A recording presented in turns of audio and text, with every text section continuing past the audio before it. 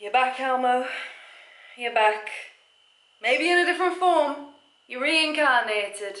But everyone requested you back. By the way, for those who want to know, Elmo is in the UK and I will be picking him up shortly.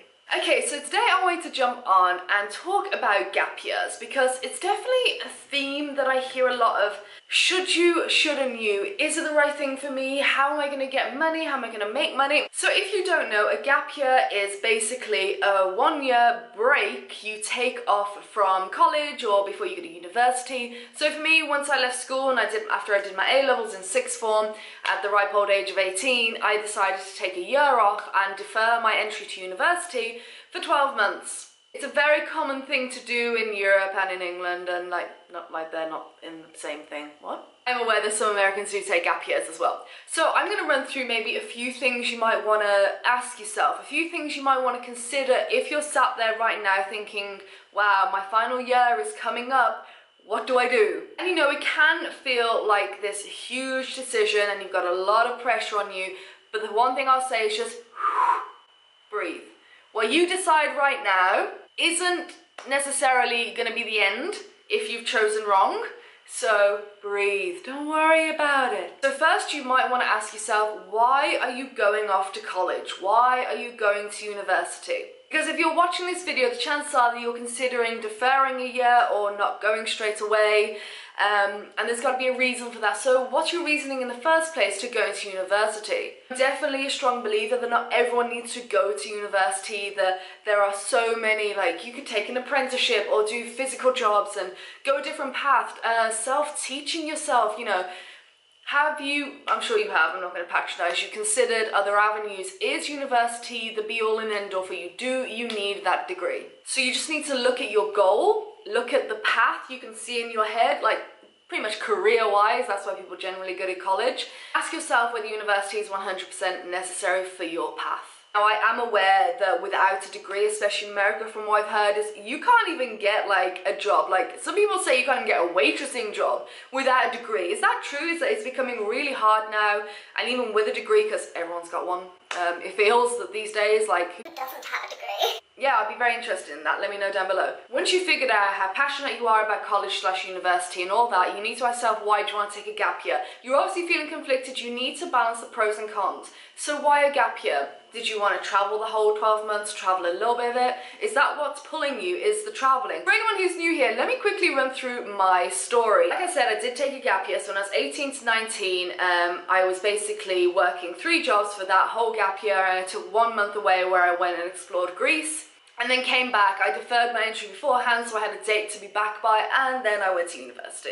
Did my whole degree for 3 years and then came out the other end and just started traveling again. Sure, I only went away for 1 month out of the 12 months, and that's another thing I want to come on to. If you're sat there debating, also remember this, that you won't have to travel for the whole 12 months. Not many people do. Not many people can afford it at the age of 18 to go away on a gap year for 12 months and travel the entire or almost all of the 12 months. Use it as a year if you really want to do a little self-exploration. Yes, all that hippie stuff. Get some weird jobs. Maybe go on a working holiday visa in Australia. I mean, my playlist is chocker of all my Australian working holiday videos, and New Zealand as well. That's very popular with young people who want to take a gap year. So all of this video has been kind of geared into kind of putting ideas into your head so you can kind of decide what's the best path for you without me really giving my opinion, because at the end of the day, it is your life and my opinion means absolutely nothing when I do not know you. I wish some people in the YouTube comments would realise that. If the fact that you're debating so much that you have YouTubed this topic and you are here right now with me, listening to me, it shows that you really want to do it. So figure out your logistics and see how you can make it possible. Like I said, you don't have to work or travel the whole time. It doesn't have to be one or the other. You can mix it up. You don't even have to do a working holiday in a different country, even though they're fantastic options for gap years. You know, back in my home, I worked in a bar and I worked in 2 doctor's surgeries. I saved enough money. You know, it was a time in my life where I actually couldn't leave and do whatever I wanted. And then at the end, I went traveling for a month. It gave me the travel bug.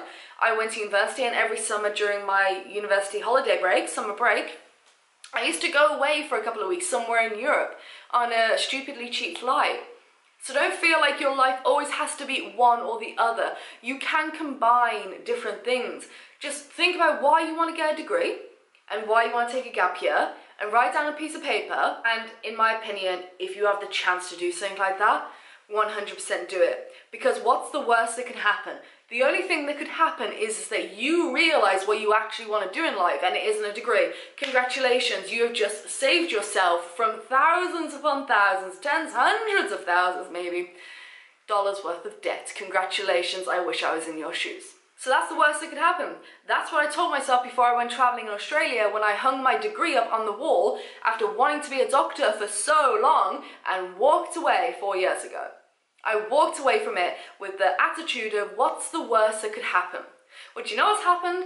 And this isn't exactly going to happen for you, but for me, I've actually figured out what I wanted to do. My thought was, okay, I can go and discover what I really want to do, or I can go and take this time out and discover, actually, I really want to go to university. I really want to be a psychologist.